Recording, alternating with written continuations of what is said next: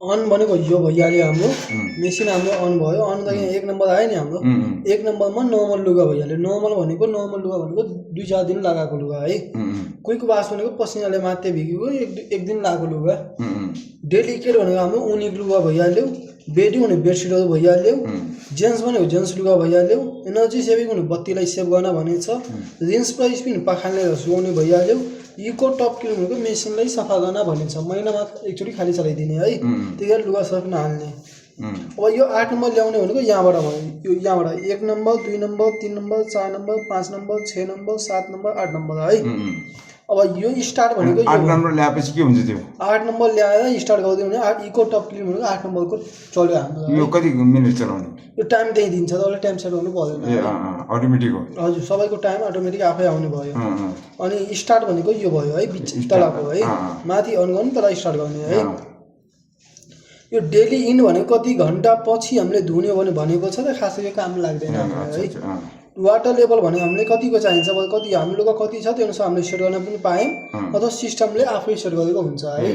अनि यो फङ्सन भनेको के छ भनेपछि वास रिन्स स्पिन भनेको छ है। धुने पखाल्ने सुकाउने 3टा अप्सन भनेको छ। 3टा अप्सन भनेको के हो भने यसलाई हामीले कुन गर्नु छ त्यो एउटा युज गर्दा पनि भयो अथवा सिस्टमले पनि 3टैलाई युज गरेको हुन्छ त्यो गर्दा पनि भयो हामीले है। अब कहिलेकाहीँ हाम्रो बच्चाहरू हुन्छन् बच्चाहरू कतै चलाइदिएलान् भन्ने डर भएकोले गर्दा छ भने वाटर लेभल अनि डेली इन्डलाई यो 2टा बटनलाई एकैचोटि 3 सेकेन्ड अठाइराख्यो भने यो चाइल्ड लक हुन्छ है।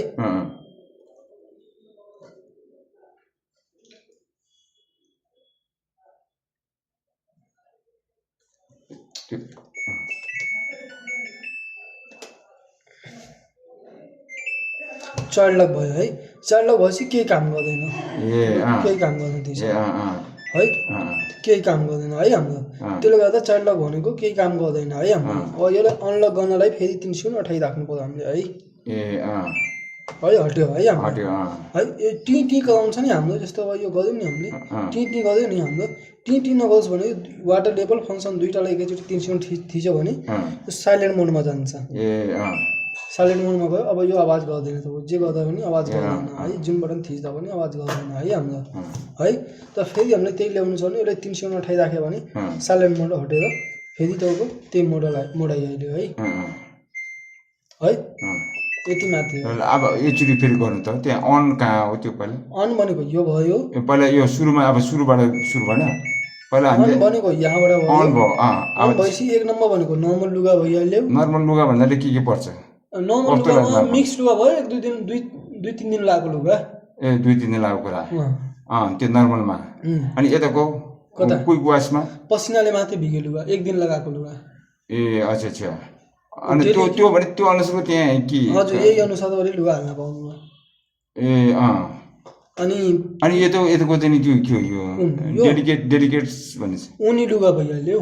ऊनी अनि त्यो धुने बेलामा ऊनी मात्र हाल्ने? त्यसमा हाल्दाखेरि ऊनी लुगा मात्रै हाल्ने कटन नहाल्ने। अनि ज्याकेट कहाँ हुन्छ? ज्याकेट धुन पर्यो। ज्याकेट भनेको यो नर्मलमै हालिदिने। नर्मलमा हालिदिँदा पनि भयो डेलिकेटमा हाल्दा पनि भयो किन डेलिकेटमा त कम स्पिड हुन्छ यसमा पनि हाल्दा भयो।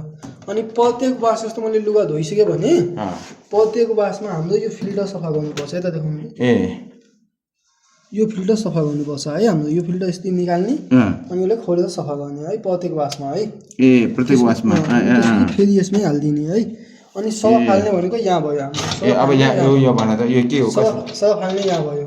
सरफ कति हाल्ने त्यहाँ? कति लुगा छ हाम्रो कतिको फोहोर छ त्यो अनुसार हाल्ने। सरफ मात्र हाल्यो? हजुर। त्यो 2मा हाल्ने? हजुर।